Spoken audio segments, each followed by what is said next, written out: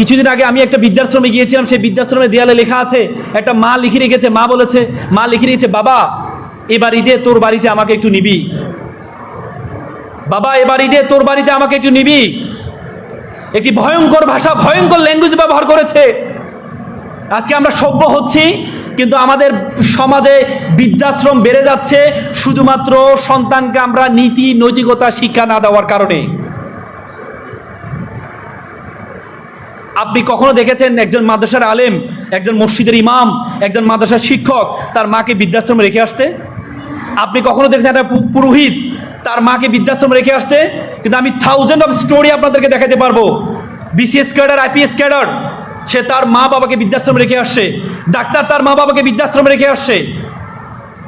একজন বড় শিক্ষক, বিশ্ববিদ্যালয়ের শিক্ষক তার মা বাবাকে বৃদ্ধাশ্রমে রেখে আসছে। একটা কথা প্রচলন আছে, সন্তান তখন দুনিয়াবী শিক্ষায় শিক্ষিত হয়, তখন মা বাবা চিন্তা করে সন্তান কোন কথায় মাইন্ড করবে।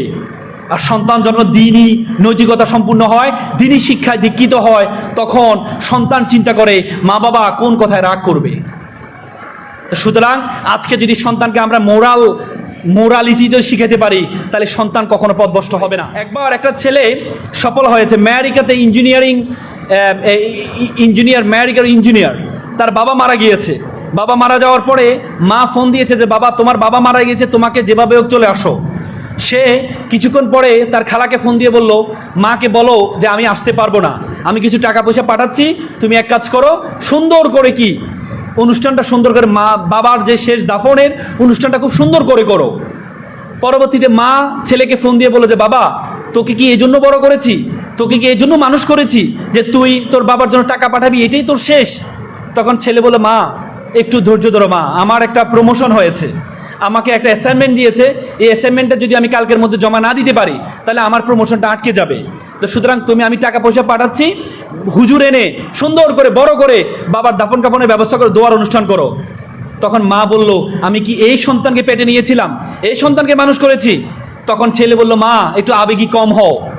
আমি যখন ক্লাস 4-এ পড়ি তখন আমার দাদা মারা গিয়েছিল, আমি দাদার লাশের পাশে কান্না করছিলাম, তুমি আমাকে জোর করে স্কুলে পাঠিয়েছিলে, তুমি আমাকে বলেছিলে মৃত্যু মানুষ বরণ করবেই, এটাই স্বাভাবিক, বৃদ্ধ হলে মানুষ মারা যাবে, কিন্তু কেরিয়ারের সাথে কোনো কম্প্রোমাইজ করা যাবে না। তুমি আমাকে ছোটবেলা শিখিয়েছিলে কেরিয়ারের সাথে কোনো কম্প্রোমাইজ করা যাবে না, আমি সেটি শিখেছি। আমি এখনো মনে করি তোমার সেই কথাটা আমার মাথায় এখনো গেঁথে আছে যে কেরিয়ারের সাথে কোনো কম্প্রোমাইজ করা যাবে না।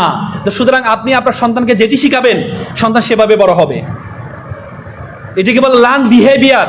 একবার একটা ছেলে খুব ভালো আচরণ করে, স্কুলের শিক্ষকরা জিজ্ঞেস করলো তুমি এত ভালো আচরণ কিভাবে করো? তখন সে সন্তানটি বলল যে আমি ভালো আচরণ, আমার পরিবারের সকলেই এভাবে আচরণ করে।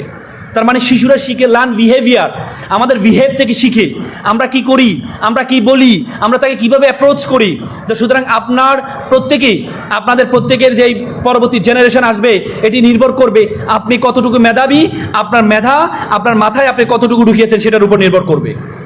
তার চেয়ে বড় কথা হচ্ছে আপনাদের আজকে you must mind it, this is the beginning, you must mind is the beginning, the very very beginning of your journey. আপনাদের জীবন মাত্র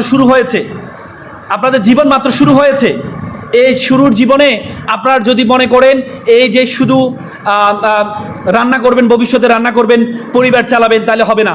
নেপোলিয়ন একটা সুন্দর কথা বলেছে, if you give me good mother I will give you good nation. তুমি যদি আমাকে ভালো মা দাও আমি একটা ভালো জাতি উপহার দিব তোমাদেরকে। যদি আপনি একটা ভালো মা হওয়া যায়, একটা শিক্ষিত নৈতিকতা সম্পূর্ণ মা হয়, তাহলে তার সন্তান নৈতিকতা সম্পূর্ণ হয়। আজকে মাদ্রাসার বিভিন্ন সময় তোমরা দেখো যে মাদ্রাসার মানুষদেরকে একটু অন্যভাবে মানুষ তাকায়, ঠিক না? বলে যে ধনীর ছেলেরা মাদ্রাসায় পড়ে না, গরিবের ছেলেমেয়েরা মাদ্রাসায় পড়ে, কিন্তু এটা সত্য। মাদ্রাসায় যেমন ধনীর চেয়ে গরিবের ছেলেমেয়েরা পড়ে, কিন্তু বৃদ্ধাশ্রমে গরিবের ছেলে থেকে ধনীর মা বাবারা বেশি থাকে। কথা সত্য কিনা? কারণ তার মানে এটাই প্রমাণিত হলো যে যারা মাদ্রাসায় পড়ে তারা কখনো তার মা বাবাকে বৃদ্ধাশ্রমে রেখে আসে না।